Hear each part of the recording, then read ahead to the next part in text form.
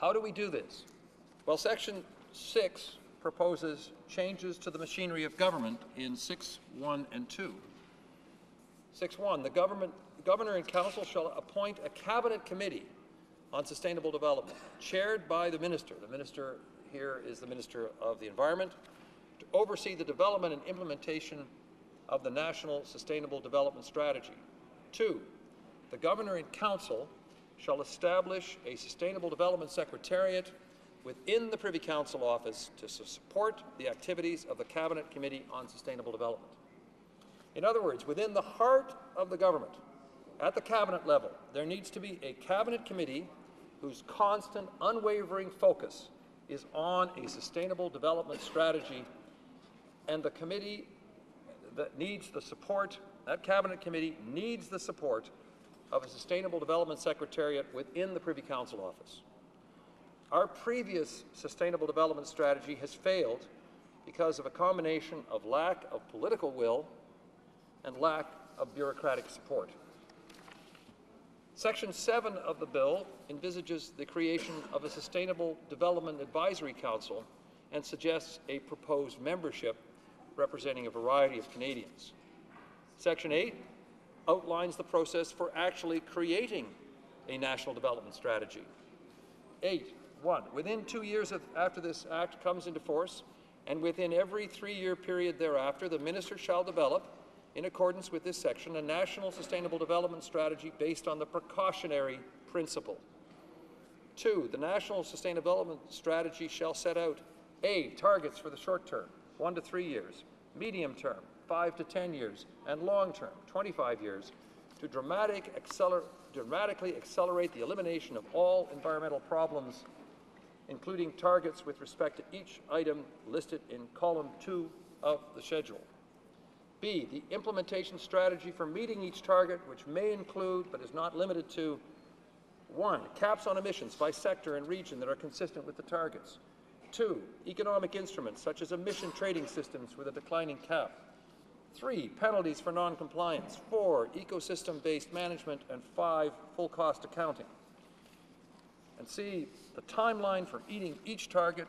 And D, the person who is responsible for implementing the strategy. In other words, we're trying to capture all parts of the system here. And then finally in this section, the Minister shall submit a draft of the National Sustainable Development Strategy to the Sustainable Development Advisory Council, the Commissioner, that is the Commissioner for the Environment, the relevant parliamentary committees, very important that there be a feedback, the relevant stakeholders, and the public for review and comment, for which the Minister shall allow a period of not less than 120 days. So after a process further outlined in the bill involving the Cabinet Committee on Sustainable Development, the National Sustainable Development Strategy will be tabled in the House. The Minister of the Environment will make regulations prescribing caps and targets referred to in the strategy. Subsequently, all government departments will develop plans consistent with the strategy. Section 13 stipulates that the Commissioner for the Environment and Sustainable Development shall monitor the effectiveness of the strategy and issue every year a sustainability monitoring report. These are the broad elements of Bill 474, Mr. Speaker. I should also mention an important schedule which is attached to the bill, describing in column 1 the goal, and in column 2 the items relating to that goal. These goals and items are derived to some extent from the successful model of Sweden's environmental quality objectives. Here are some examples of goals outlined in the schedule. For example, the whole notion of generating genuine wealth. That's the goal, and in order to do that, we need a new kind of index, one which will allow us to measure genuine wealth as opposed to that which is based on driving the environment down. The second goal is improving environmental efficiency. How do we do that? Column 2 suggests that we might focus on energy consumption, materials consumption, and water consumption. Item 3, goal 3, is shifting to clean energy, which by logic makes us think that we must focus more on non-renewable energy as the item proposed. Section 4, Goal 4, 1 minute to go, tells us how we must focus on reducing waste and pollution and covers a wide variety of things, including greenhouse gases.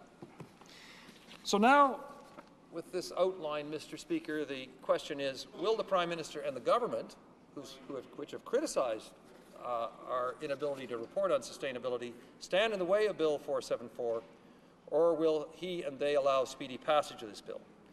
Canadians are clearly demanding action on the environment. We have lost almost 2 years now under this Conservative government.